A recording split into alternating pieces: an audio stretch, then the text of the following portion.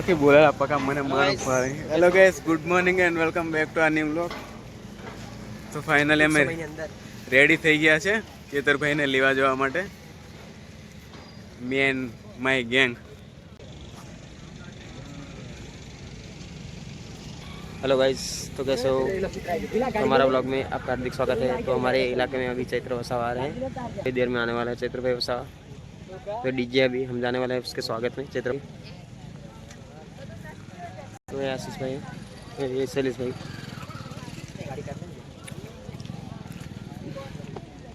तो हमारे साथ अभी अपने सतीश भाई राठवा बुलेट वाले, तो हम चैत्र वसावा को लेने के लिए जा रहे हैं अभी। और ये पिंकुल भाई राठवा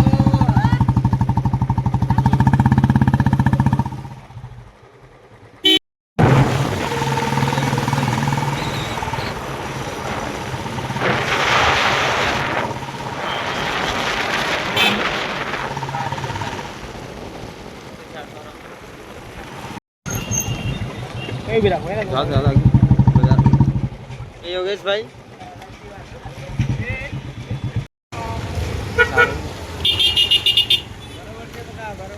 तो विजय राठवा हमारे साथ उनकी मॉम को लेके जा रहा है। और ये हमारे सतीश भाई राठवा की भीड़ देखो, अभी आने वाले हैं कुछ ही देरों में, 10-20 मिनट में। अभी फुल धमाल करने वाले हैं। बहुत मजा आएगा, बहुत मजा आएगा। आदिवासी किंग आ रहा है।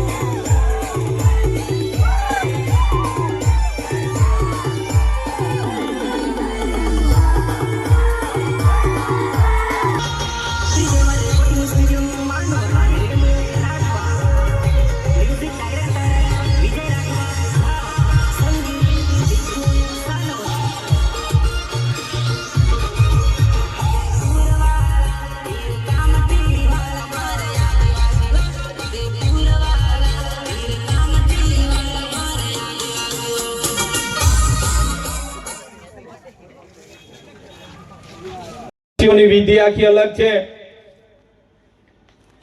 આપણા દીકરા દીકરીના લગ્ન હોય, લગ્નની વિધિ આખી અલગ છે.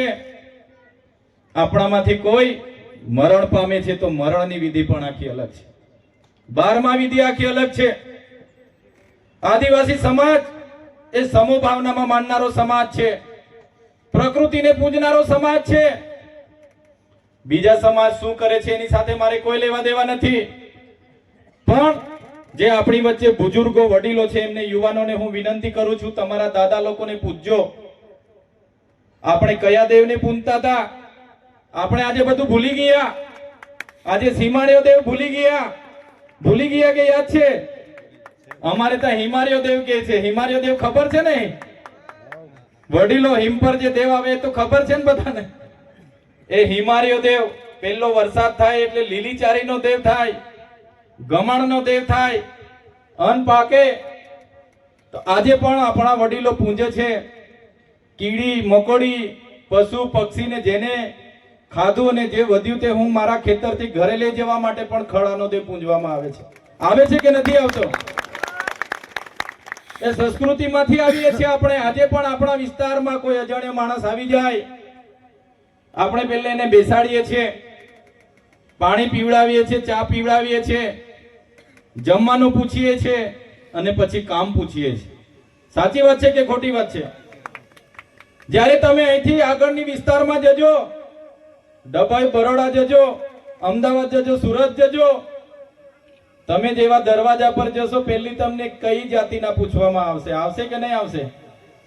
આવે છે કે નથી આવતું?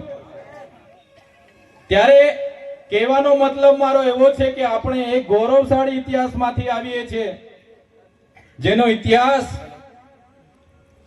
તમે રામાયણ ઉઠાવીને વાંચી લેશો, એમાં પણ સબરી માતાનો ઉલ્લેખ આવે છે. સબરી માતા કોણ હતી? તો આદિવાસી ભીલડી હતી.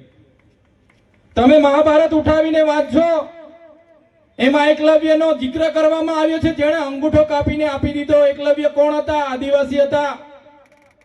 તમે નિષાદનો ઇતિહાસ વાંચજો, એ આદિવાસી હતા. એવી જ રીતે તમને કેમ છું, તમે મહારાણા પ્રતાપનો ઇતિહાસ વાંચી લેજો.